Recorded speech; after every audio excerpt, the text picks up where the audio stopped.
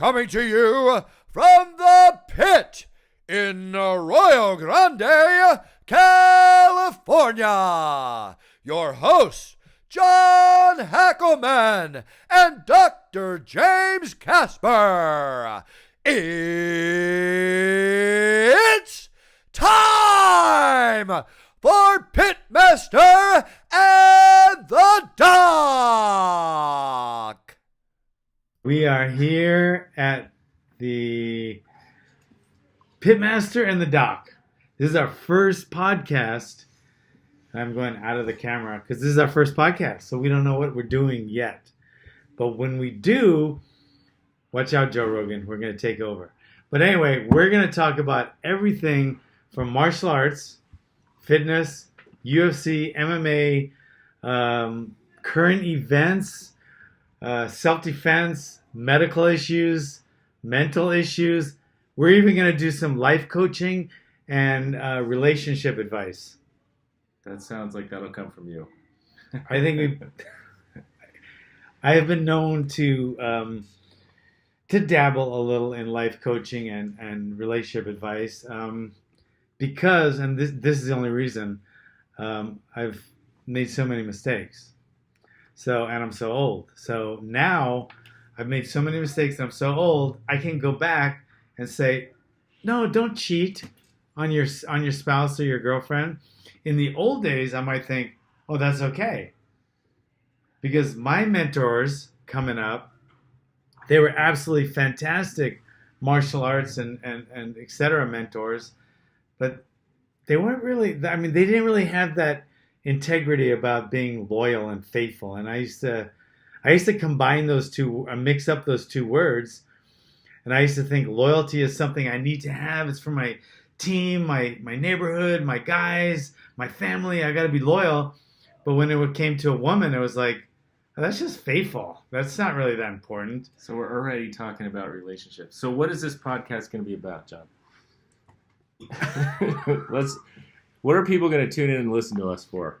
I think it's going to be a cornucopia of things. Okay. But and tangents. And there's going to be some rants and tangents, but there's also going to be a lot of good advice because you got the Pitmaster and the Doc. So if there's anything from medical advice, you can ask me. And if we got medical stuff, you want to talk about training injuries, dehydration, hydration. We could talk about steroids, PEDs, huge subject. I happen to be somewhat familiar with martial arts and the UFC and MMA, so we're going to talk about that a lot. And we're pretty smart guys, and we're going to talk about current events. Well, John, for people tuning in, they probably know you, but tell us about your background so everybody knows who you are. I am John Hackleman, the Pitmaster. And it sounds weird that I talk about myself in the third person.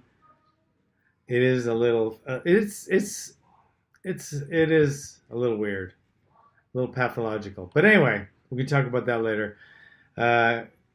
57 years old, grew up in Honolulu, Hawaii. Been a fighter my whole life since I was 10.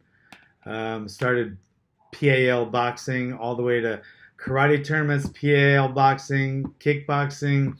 I did the first no-holds-barred matches in Hawaii when I was 16 years old. Then I became a nurse and a respiratory therapist. Then I started training fighters, including some pretty big-known, well-known fighters, Chuck Liddell, Glover Teixeira, Court McGee, Antonio Banuelos, etc. Even Tim Kennedy started at our gym. So I've had a lot of experience in MMA, martial arts. I love self-defense stuff. Married. I got 4 kids, 3 girls, 1 guy. I'm just a all-around hot mess. So were you born in Hawaii? I don't know that. No, I was raised there.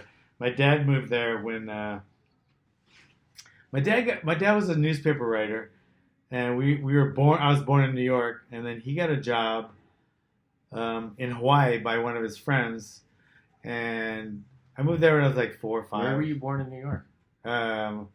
I was born in Queens, Oh, in in New York. Mount Sinai Hospital. I was born in New York too. Where? In Poughkeepsie, which is Poughkeepsie. you know where that is. Yes, I do. It's upstate. It's upstate. Yeah, All right. a good friend of mine. I didn't know we had that in common. Gene Simcoe. He's a jiu-jitsu guy. Gene Simcoe that's where his gym is, Poughkeepsie. That's up north. All So that's what the Pitmaster's about. I just talked about myself in the third person again. That's pathological. We're going to talk about that later. That's not a healthy thing that I do. Okay, now tell us about you. You're the doc. Pitmaster and the doc. So I grew up in Arizona to a pretty middle-class family, and went to college, studied engineering, didn't want to be an engineer, went to medical school at USC. So moved out to LA. It's been over 20 years ago now. So went to USC med school, studied orthopedic surgery, did a fellowship in sports medicine, and moved my family up here. So How long you been here? So we've been here 11 years. You've been here 11 years? I think so. Yeah, we came here in 2006. So we moved up here when our kids were all small, and we've been raising them here ever since. And got to know John Hackelman how long ago? It's like 3 years. Probably been 3 years. 3 years. And here we are. Tell them how we met, because it was a pretty funny story. So I met John, my daughter, who was our firstborn, so very protective over her. Julia. She was 15 at the time and started dating some boy named Tanner, which is John's stepson. Yes. So he would come over and come pick up Tanner, and eventually, I don't know, hours later leave. So that was a few years ago. This is funny because the first time Heather, my wife, Tanner was over there. She dropped him off, and so it's time to pick him up. And we were like already winding down, getting ready for bed. And it was probably like 9:30. And she goes, "Oh yeah, I gotta go pick up Tanner." I go, and she looked so comfortable in bed. And I was like, "I'll go pick him up. Give me the address." So I'm gonna rush right back though. So it was like 9:30. So I rushed over there to pick up Tanner, and then we started hanging out and chatting. And I think about like 1 o'clock in the morning, I get a text from Heather. It's like, "When the hell are you coming home?" I think I got home at like 2. So like every time Tanner went over there, I would go pick him up, and we would end up hanging out. And then we started hanging out, and our wives became friends, and then we started working out. But it was funny because I was trying to get him to train with us at the pit, and he was like, "I can't train. I'm a surgeon. These hands are worth Never said anything like $10 million. I can't break my hands. I don't want to train." That's So true. it's semi-true. So anyway, so we started doing Madonna every Sunday, and that's our workout. And then it was raining one Sunday, so we decided to row. We have a Concept 2 rower, so we went to the gym to row instead of doing Madonna. So we loved the rowing, so we decided we're going to row once a week and do Madonna. So our rowing time was on Wednesdays, and it was right before my belt class. So now we're doing Madonna and rowing. And then one day he started watching the class after we rowed, and I was like, I knew I was gonna reel him in then. So he starts watching a couple classes, and then finally he came and said, I want to try just a workout class one day. I said, "You sure?" He goes, "Yeah." So now we did Madonna, rowing, and then we started doing Saturday workout, and there was some bag work, etc. Then he graduated to the belt class. Now he's a blue belt or purple belt or something. What belt? Something. A blue belt. Blue belt. I'm colorblind, so I know it's either blue or purple. But anyway, so he's been training ever since. So now we do our Madonna. We do a Saturday workout with a wheelbarrow, which a lot of you guys have seen. If not, you will. And he works out with the Monday, Wednesday belt class. So I started my martial arts career long before this, though. I was in Taekwondo until I was 10. And then I took a 30-year break from martial arts, and I'm back. So you're never going to leave again. Taekwondo. It's a short break so I can go to school and do what I do. But I got to tell you, now that I gave up mountain biking, which was too dangerous, now I do mixed martial arts with you and sparring. And every time my wife gets a call, if it's you calling, she thinks I'm going to be in the hospital or something else. So far I've not been overly or too injured. So it's gone all right so far. I'm not as worried about you. Like, I mean, if you're sparring, you get cut. Okay, that your wife would have a fit, but whatever. It's a cut. It's the hands I worry about. It's the hands. John is very protective of me in the class over my hands. They have to be wrapped and taped. And he has to hit certain bags. And because, like, if we get jumped in the street, and when I say we, I'm talking to you, like, okay, if we got to close our hands and swing, then, we might not break our hand. And if we do, so be it. But he has to come at it with a whole different. It has to be life or death, because if he's going to get robbed and somebody's going to take his watch and something else like carjack him, it's not worth breaking his hand over, because he's going to lose. The ROI won't be worth it, right? The return on investment. If he breaks his hand, he might be out millions of dollars. Where we could break our hand and we'll be fine whatever we do. So it's a whole different dynamics with him training. Don't you think? Sort of. I don't know. I hope you don't treat me too much differently in the class, but I have a great time doing it. I do. I don't treat you that much differently, but I think the main thing I worry about is I think I take care of all my guys pretty well because I really care about my students, but and very few people hurt their hands on the bag. It's usually sparring, like you just throw a punch and you hit an elbow, stuff like that. Usually on the bag, it's a little more controlled. But when you're sparring, if you go to hit someone's body, they're dynamic, they're moving. So you aim for one spot, you don't always hit that spot. Like a lot of times you're aiming for the chin and the guy moves a little, now you hit the guy in the head and you end up hurting your hand more than you hurt them. So with sparring, I worry more about your hands, because the bag is one thing, but like I said, hitting someone's elbow or even hitting someone's arm, and you could tweak your wrist in a kind of crazy way. So I think that would be my biggest issue. And that's one thing we talk about, sparring in class. A lot of people think they should spar a lot in class, and I used to. Anybody that knows the pit knows we used to beat the crap out of each other in every single class, like every class. Like if I had class Monday, Tuesday, Wednesday, Thursday, there was going to be hard sparring. I mean, to the face, hard. I mean, you're not trying to hurt the guy, but you're trying to knock him out. We're trying to hit him as hard as we could. Yeah, those are the stories I hear about the pit. But now I realize that wasn't smart. It wasn't tougher. It was just, I'm not going to say stupid because that means I'm stupid, but it was ill-informed. Because I think just like a cop can train with a gun and doesn't have to have live ammo coming back at him, or a knife fighter can train with a dull knife and doesn't have to train with a live blade, I think a martial artist with his bare hands can train without making full face contact and still get a lot of benefits out of training. How much do you think you're losing, though? Because the same arguments are made, you can make those same arguments in medicine or in any field, that the hands-on, you learn more from the hands-on, aspect of it. So I don't know, how much do you think your average student loses by not doing as much sparring versus the way you used to do it? I think he gains. I think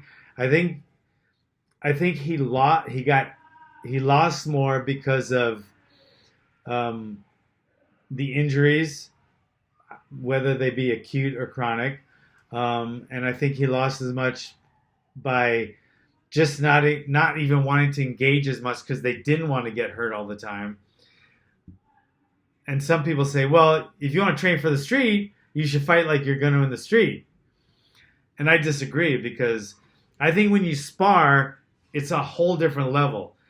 I think you don't get used to getting hit. Nobody's going to get used to getting hit. You really don't. If you're going to get knocked, I mean, You see the best fighters in the world. They get hit just right. They're going. So you're not going to get used to that.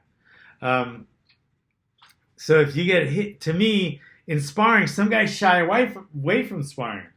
So then people think, well, they don't have the heart. So if they get into a street fight, they would shy away. Like I've had parents come up to me and say, well, my kid doesn't like to spar. I don't want him to be, a wimpy kid. I don't want him to get bullied. Should he even train? To me, the two are completely different things. Like if they don't like to spar, but they learn all the techniques, we drill the techniques into their muscle memory over and over and over. We make them stronger. We give them good punches, good solid techniques, takedowns, takedown defense, everything, good conditioning. But they don't like to fight. That's fine. The second something happens in the street, somebody attacks you or your family member, all that goes out the window. Everything's going out the window. You are going to go after that person like you are a freaking pit bull. You're going to go, you see somebody hitting your kid or your wife or trying to take your life, you're going to, all of a sudden, you're going to go into a different gear. And I know this. I know this firsthand. I've sparred. Well, I've hit the bag, then I've sparred. And there's a big difference between the two. Then I've sparred and I fought in sport fights. And there's a huge difference between the two. And then I've fought in sports fights and I've been jumped on the street. And there's a huge difference between the two in your reaction. Because in the sport fight, you're trying to win that fight and win that title and not get hurt. In the street, you're trying to survive. Your animal instincts come out like nowhere in sparring. I mean, from sparring and then there's sport fighting to the street, it's like there's such a big difference. It's not even close. If you sparred and you're like, oh, I don't want to even get hit or hit the guy, but you still want to learn, so you drill and practice, but you think always in the back of your mind, yeah, but if I ever get jumped in the street, I'm just not gonna. Believe me, if your life's on the line or your family's life's on the line, everything changes and the animal will come out of you. So everything comes out. But now if that animal instinct comes out, but you have no skill or physical conditioning to back it up, then you're going to be one crazy beat up son of a gun, right? You're going to go after the person, but you don't know what to do. You're going to go, ah, and you'll hit him like a little girl, but you'll be all wired up, but it's still going to be ineffective. But now with that animal instinct coming out, somebody's jumping your child, they're trying to hurt your child, all that anger and just craziness comes out, but you know what you're doing, boom, now you become a lethal weapon. And that's how I look at martial arts. That's why I don't mind not sparring. I don't mind when the kids are a little timid in sparring. I don't mind when the adults are timid in sparring. I know if I can drill these important lessons and skills into their muscle memory and give them strength and conditioning, I know if they ever need it in a life or death situation, it'll come out and they'll be successful. That's how I feel about that. So that's my take on the way we train now versus the way we used to train. Well, haven't you seen, that's not just here, but in sports in general, I see that. Yeah. Football is like that now. There's not as much hitting. Just because of head injuries, but also in the way MMA fighters train. Don't they train differently all around the world now, where they're not, most camps where they're not hitting or getting hit as much? Yeah, and it's pretty well known now. And then it's really well known, and I'm not going to name them, but it's really well known in the camps that they want to go old school. And I'm a firm believer in old school. Old school training, man, I love it. But the constant punching and takedowns cause most of the damage. Like punching to the head, chronic injuries. And then the takedowns, because you're going one way and the person that has your legs is going the other way, knee injuries. The biggest problem I have is, I think, for MMA training is knee injuries, cuts, and chronic brain injury. Even though I don't know. I've never seen a chronic brain injury in MMA. I've heard a couple guys say they know guys that have had it. I honestly thank God every single morning I wake up when I do my gratitude meditation, because I have had so many fights. I've been hit in the head so many times. My bell has been rung so many times, and I've been punched and kicked and grabbed and everything, and I'm so healthy, so much healthier than I thought I would be at this age, and I can think. That's the main thing. I'm really shocked. I might not be the smartest guy in the world. I might not be the most eloquent guy in the world. I might not be the most articulate guy in the world. But at least I can fucking remember my name, and I'm so happy about that. Sometimes. Very nice. So that's what I think about that. So what else? We're gonna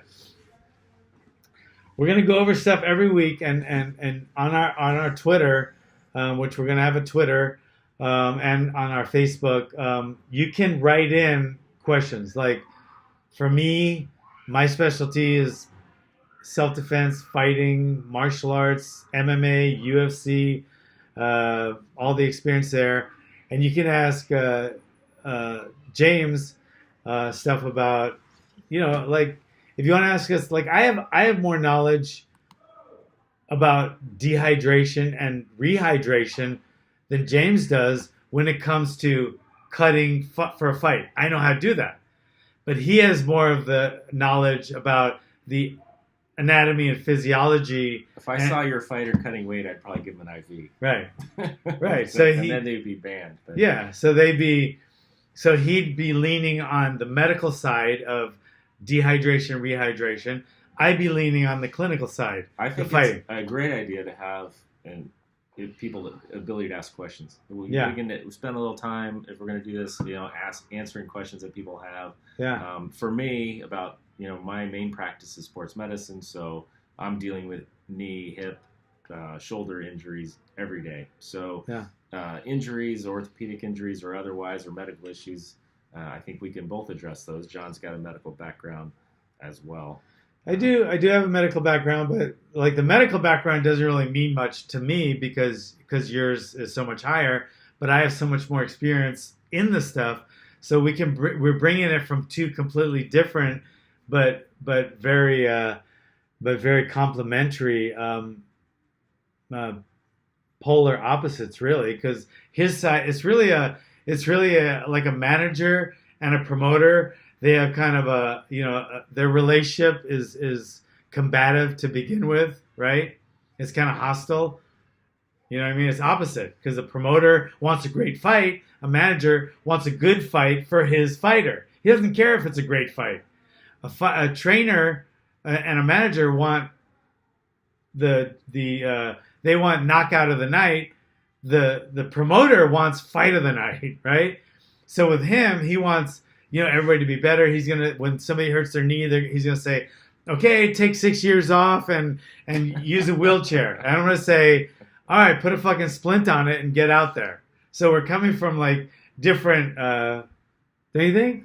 Kind of exaggeration, maybe. Yeah, that's good. Get your point across. There's no way you and I are going to be able to talk for any length of time without talking about what's going on. So things that interest you and me, or whether it's current events or news or the person that flipped you off on the street yesterday or whatever it is. Yeah, and like Vegas. We could talk about stuff like Vegas, which is a horrific thing, and neither one of us. Between the two of us, I have a lot of experience fighting. He has a lot of experience doctoring, but neither one of us can figure out how we could cure that. I'll tell you what it's not. It's not gun control. Sorry, Kimmel. It's not gun control. I don't know. Maybe it's hotel room control. I don't know. Maybe it's crowd control. I don't know what it is. Nobody does, and some things are just because they are, right? Like with 9/11, right? Was that plane control? Well, guess what? We spent about, let's see, how long has it been? It's been 15 years. We spent about 10. We spent like over $100 billion trying to prevent that again. Well, this is the problem with the Vegas. You know that. With the Vegas thing is that this is not the first time this has happened. This has happened before. Everybody gets emotional. How do you prevent it from happening? That's what you think. I have 4 kids. My kids go to concerts. They do things. They go to these events that are what would be considered soft targets. How do you prevent those things on a grand scale. If you can figure that out, great. I can't. But how do you prepare your kids or yourself or your loved ones, if they're out in public and in a situation, what do they do? And I don't think we can answer that all at once either. But if you watch the video of what happened, I don't know how you... I don't think anyone there, and I wouldn't have. I think the only one that could have figured that out, the best person, and I'm going to try, I actually reached out to him today. He hasn't got back to me yet. Tim Kennedy would be the guy I'd ask about that. Tim Kennedy's a UFC fighter, real experienced MMA fighter, martial artist, and he's also, special ops guy, military, been to everywhere, Iraq and Middle East and South America. And so that's the guy I would ask, because the guy was on the 32nd floor. I wouldn't know where it was coming from. I would probably try to pull someone on top of me from somewhere. I would use him as a shield. And the cowardice in me would probably come out. I think if I was with James, I would just pull him on me and hide. Don't do it. I don't know what I would do, because nobody knew where it was coming from. It was coming from I like to think you'd step in front of the bullet for me. That's the way.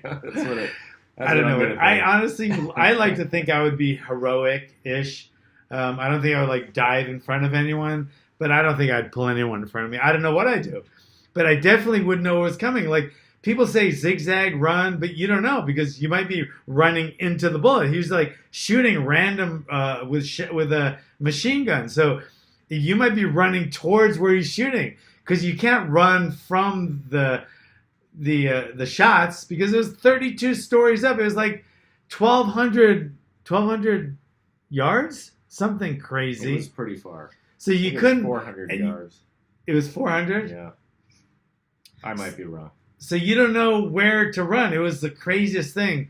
But for people to jump on this and then make it into a political issue and shit, gun control is it's just the lamest thing going. It's I just want to, I think, thinking of that, when 9/11 happened, and then there was the shooting last year.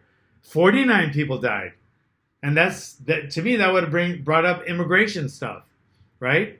But the left really didn't talk that much about that. They really didn't, because that was an immigration issue to me, multicultural.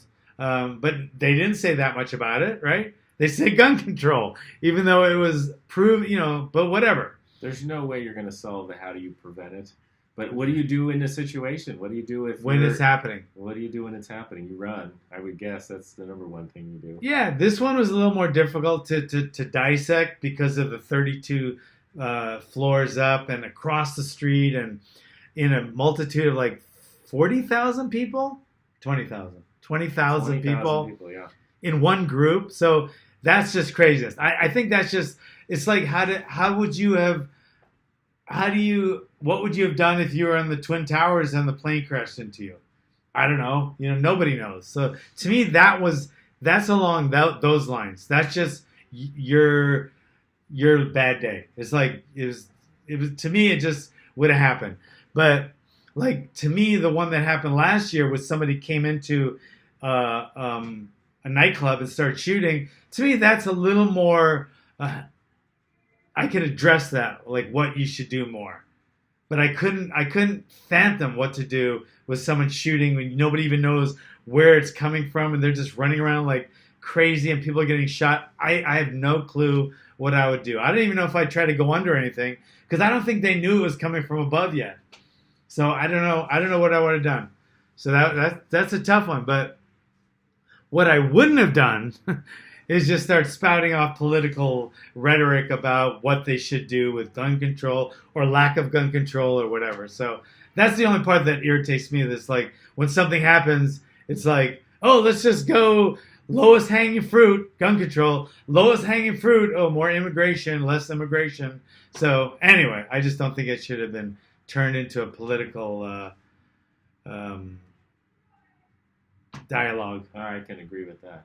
Yeah, that's a topic. I don't know. The whole topic's depressing to me. So it is. And what else? What else we got? The only other one that's going on right now that was kind of a big deal. I'd like to read up a little more on it. The whole Puerto Rico thing. That's pretty crazy. Well, I can tell you that someone I was working with today just got married in Panama, and his relatives from Puerto Rico came, and it was after the hurricane. So I don't know. They were able to get off the island and go to a wedding. So Yeah. So I don't know how bad it is.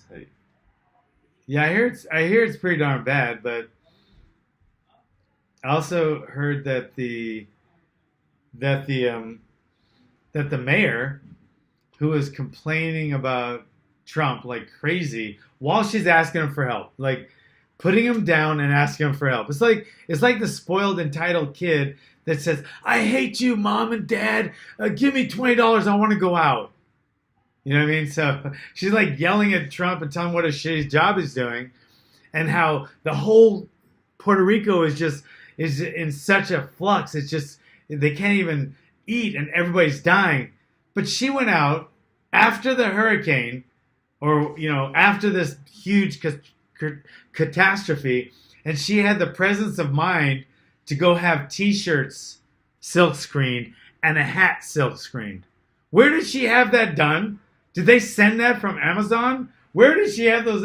And then, yeah, and then people are flying in and out of there, and then I'm hearing there's strikes at the shipyards, but she looks like she's fine, and she's complaining like hell about they're dying. And when Geraldo Rivera said, "Really? How many people are dying?" Because I've done a survey, and there's only such and such people have died. So it's not like people are dying. It's just, oh no, people are dying. That's a continuum. So basically, people are always dying. I'm dying. We're all dying. So she didn't really mean they're like if somebody has a gun to you and they're about to pull the trigger, like you're going to be dead, like exponentially. I mean, like immediately. But she was saying she actually said it's a continuum. So yeah. So basically, I can't figure it out. She seems like she's so full of it. But it seems like a terrible tragedy. But they need a better front person, a better spokesperson, because she sucks. Don't you think? Yeah, it's a tough situation. I don't know. I'm sure she's dealing with a lot. But if she's dealing with that much, who would have the presence of mind to go have shirts silk screened? I doubt she did it herself. Yeah, but she went and got it. You think somebody just handed it to her and she put it on? Put it on her, yeah. Yeah. That's my guess. I have a feeling that from just listening to her, it seems like she's the type of person that did it. You know who we're like right now? You know who it just reminded me of?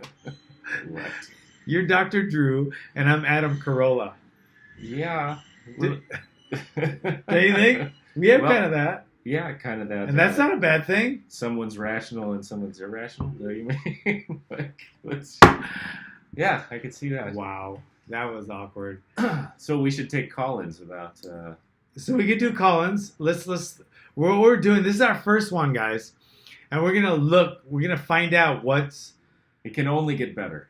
It's only gonna it's only going up from here. It can only get better.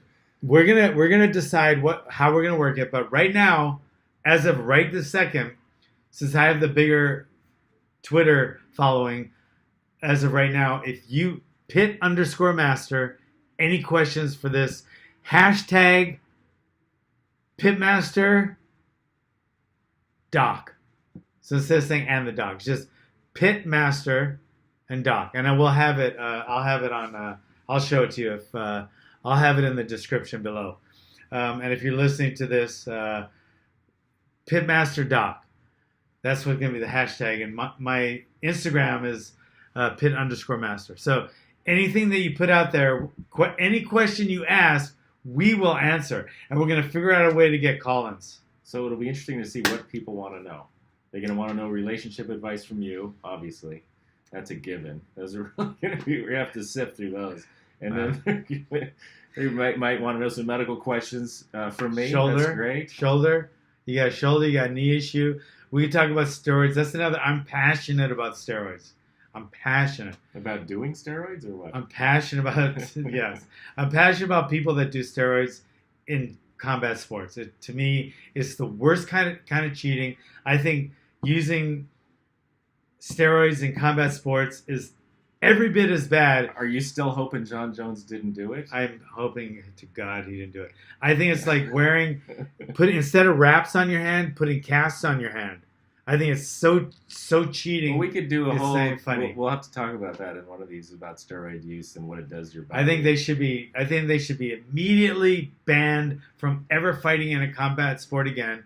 I think they should lose their entire purse, and I think they should look at jail time. So one part is doing steroids, and you're in a combat sport, and you could hurt other people, and the other part is doing steroids, and you're 40-something, 50-something, and you want to train. Yeah. So I think those are two totally different things, the two things we can Exactly. talk about, and Yeah. like talk about things like, you know, you meet people and they're on testosterone. I wouldn't mind doing low testosterone. T. I wouldn't mind And trying. so, as an upcoming podcast, John and I have already decided we're going to get our testosterone levels checked, and we're going to share them live, closed envelope. Mine's gonna be low.